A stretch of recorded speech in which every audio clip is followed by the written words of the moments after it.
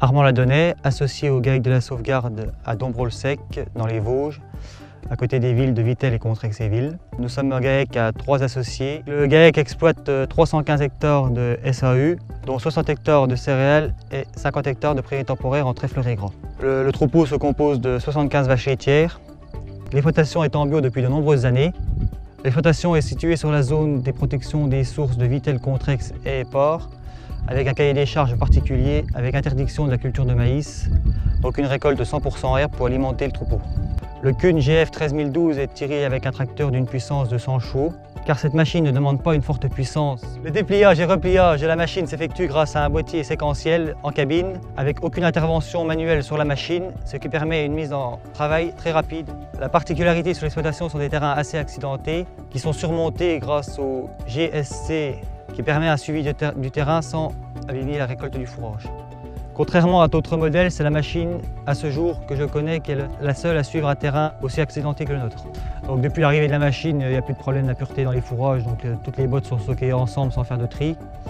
Le système de passage d'andin est utilisé très simplement grâce au distributeur du tracteur avec une seule position de mise en passage. La mise en passage d'andin est utilisée généralement en parcellaire qui se termine en pointe, qui permet de reculer sans avoir à déplacer du fourrage en arrière.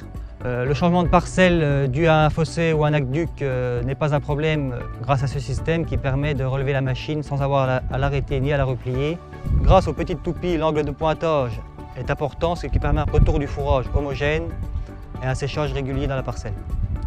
Depuis l'arrivée sur l'exploitation de la machine, j'ai effectué un seul réglage en début de campagne.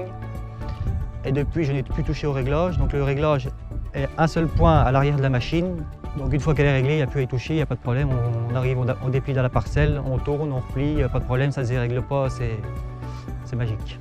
Donc la maintenance avec son intervalle de graissage assez important de 50 heures, il n'y a aucun problème de maintenance journalier.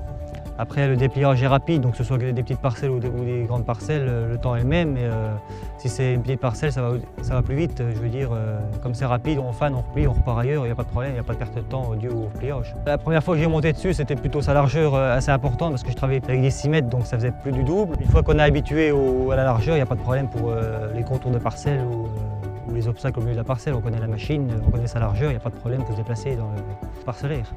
On fauche la veille au soir, le lendemain on fane le matin, on presse dans la journée, c'est fini. Le fanage avec un rendement d'en moyenne 13 à 15 hectares à l'heure, il n'y a pas de problème pour faner sur l'exploitation. Quand on voit comme la machine là fait 13 mètres et qu'au transport elle fait pas plus de 2 mètres de large, c'est quand même impressionnant. Grâce au DigiDrive, toutes les toupies sont articulées, donc sont comme indépendantes.